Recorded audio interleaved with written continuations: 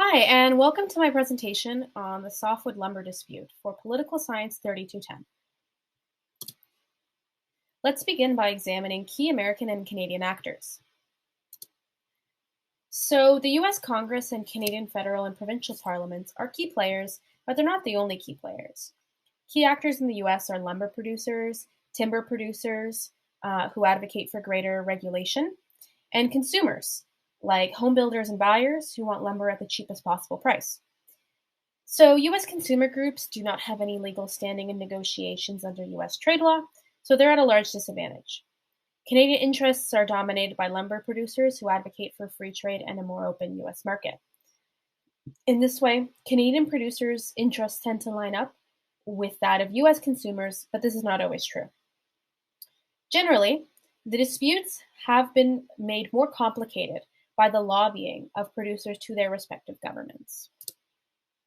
So let's now move on to the history of the dispute. The history of this dispute up until 2006 can be summed up in 4 stages. Stage 1, which began in 1982, the U.S. Coalition for Fair Canadian Lumber Imports and lumber producers filed a petition together to the Department of Commerce claiming that Canadian lumber was being subsidized through below-market stumpage fees, but a countervailing duty was never imposed. During Stage 2, which began in 1986, the Department of Commerce reversed their decision and concluded that Canadian lumber was being subsidized. A 15% countervailing duty was to be placed, but this never happened because the US and Canada reached a memorandum of understanding. During Stage 3 in 1991, Canada notified the US that it would be withdrawing from the MOU, and after some disagreement, the two countries signed the Softwood Lumber Agreement in 1996.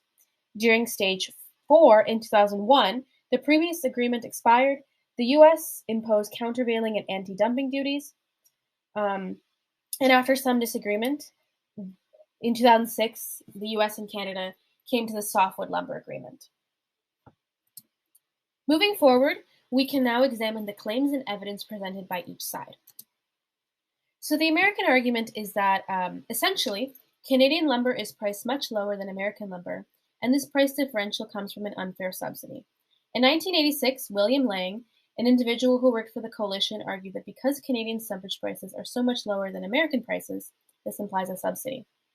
He then showed how from the period between 1975 and 1985, U.S. lumber production grew 20%, in comparison to Canadian production, which grew 103% in the same amount of time. He argued that because most of this lumber was going to the U.S. market, Canadian lumber was depressing lumber prices and causing American producers to go out of business. In defense, the Canadian Forest Industries Council argued 3 things. Number 1, that market forces, like the exchange rate and productivity, were to account for the rise in Canadian shares.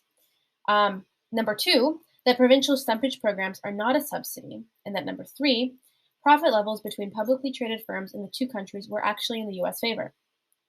They argued that Canadian lumber could not be flooding the markets because producers could only produce as much as the market dictated, and that annual allowable cut was determined independently of pricing, and that the fact that American firms were still more profitable than Canadian firms was proof that Canadian prices were not, in quotes, too low.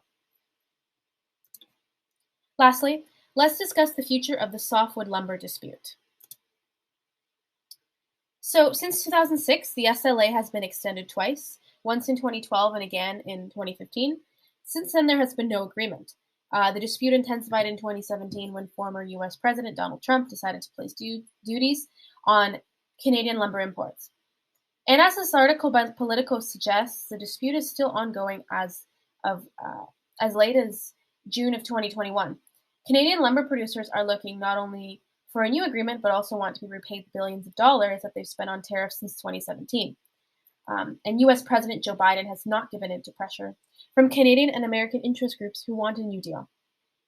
Even if a new agreement is created, the softwood lumber dispute is likely to continue just as it has for years and remain a source of tension in U.S.-Canada relations. These are the works which I referenced in order to create this presentation. And lastly, thank you for watching, and I hope you enjoyed.